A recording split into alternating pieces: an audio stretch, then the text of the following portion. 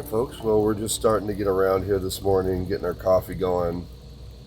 Typical morning routine in the van.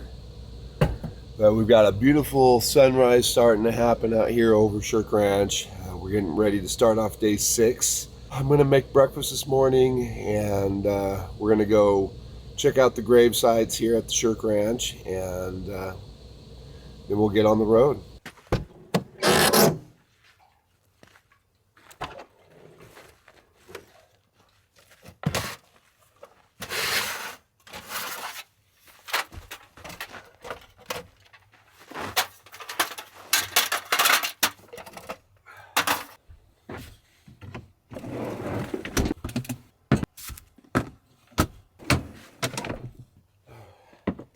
Alright folks, well we don't have a lot of time to screw around this morning. We do have a lot of traveling to get done today.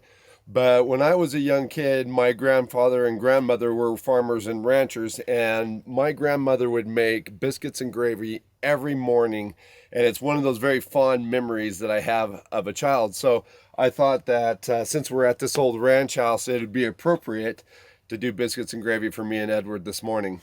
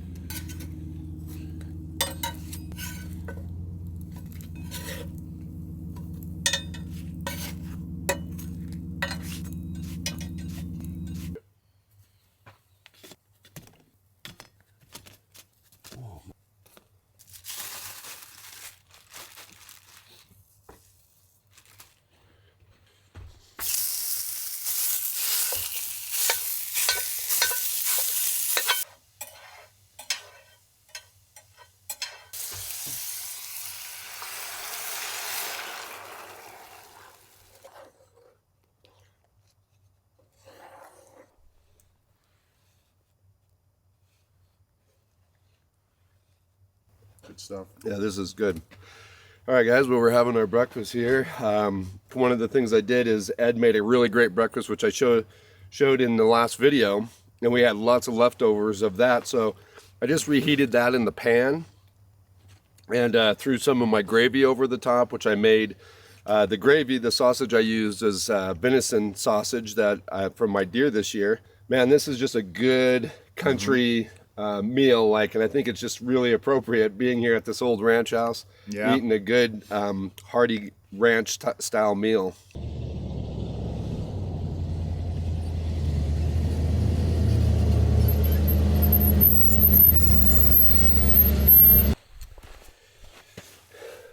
All right, folks, so here's the gravesite of Bill Vickers, and it's abbreviated G. Grunke. I was able to find that information online because his name is pretty obscured now on the old gravestone here. But these two men were shot. You can see that it says clearly down here that they were shot in 1887. And the reason why they were shot is kind of up to debate online. You can find all kinds of different stories. Everything from messing with the owner's wife to cattle rustling to my favorite story, or the one that I feel is somewhat plausible, is that Bill Vickers was an escaped convict from Idaho who took refuge here on the ranch with his young companion, and then the local sheriff basically caught up to them, and the gunfight obviously ensued, which they did not come out on top.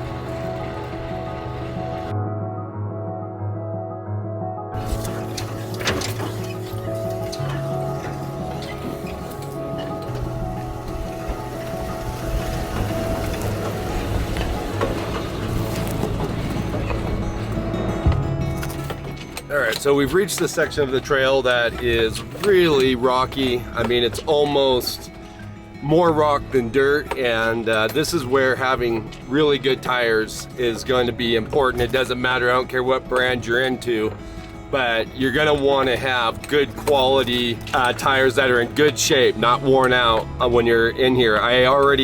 My first time going through here, ripped the sidewall out of a tire on the drifter trailer the first time I went through here.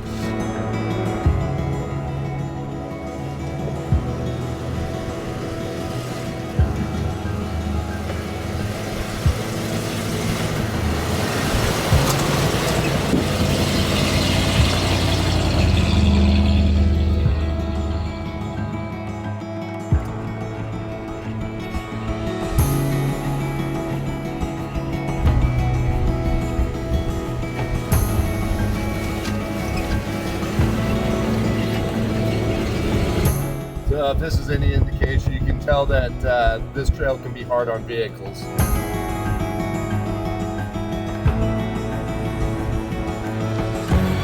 Alright guys, I just wanted to stop again. We just pulled off for a minute. Just wanted to show you something. So see how like all these marks on the side of my tires? I mean, that's just because it's so rocky and bouldery out here that, you know, my sidewalls are just getting hammered.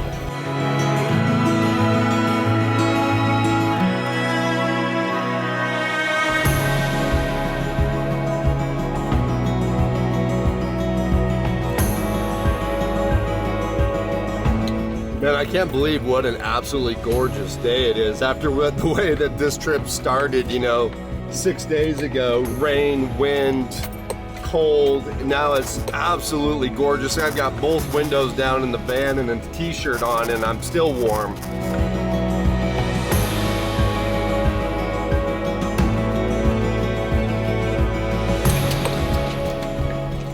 So this section of the trail never disappoints. It looks like up on our right here, there's quite a few antelope up on the hill, beautifully skylined against the blue sky. Every time I've come through this section, I've been blessed to see antelope. They definitely were skittish. They didn't let us get too close, did they? Yeah, no, they went off in a hurry.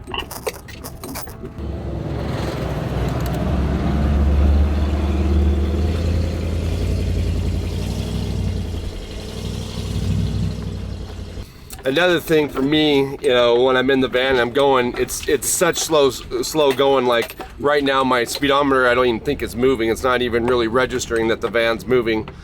But I'm cruising along in 4 low and in 2nd gear, so 4-speed transmission. So that way the van has plenty of oomph to kind of crawl up and over the different rock, and I can just go real nice and slow and keep it easy on the van itself, because bashing it all around can be rough on your gear inside, rough on the vehicle. So slow and easy.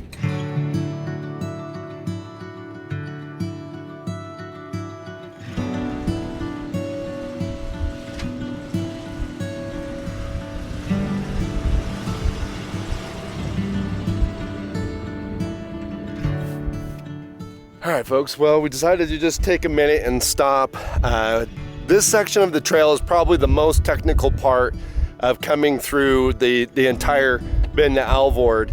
And sometimes when you're running through an area that's very technical, you can just, you know, forget to appreciate the beauty that is around you. And this area, I mean, up here is just gorgeous. And with the sun starting to get low in the sky, it is just an absolutely stunning location. And so I wanted to just stop for a minute, make sure Ed got an opportunity to actually look around and enjoy it.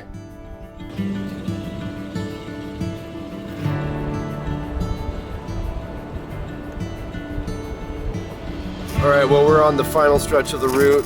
This section is pretty simple, pretty straightforward. Lots of gorgeous, beautiful views, though. Definitely worth taking your time doing. We still have one little mountain pass, or I shouldn't say little, it's pretty tall, but it's not technical or anything unless there is snow on the ground. Last year we had some snow when me and Donald did it, so I did have some concern about what it would be like towards the top, but it turned out to be not too bad, and we had some pretty amazing views when we crested the top there. But with the time we've got allotted now, I'm thinking that the sun will be hitting the Alvord just about the time the sun goes over the hill. So we'll bring you guys on in the morning and see what the sunrise looks like.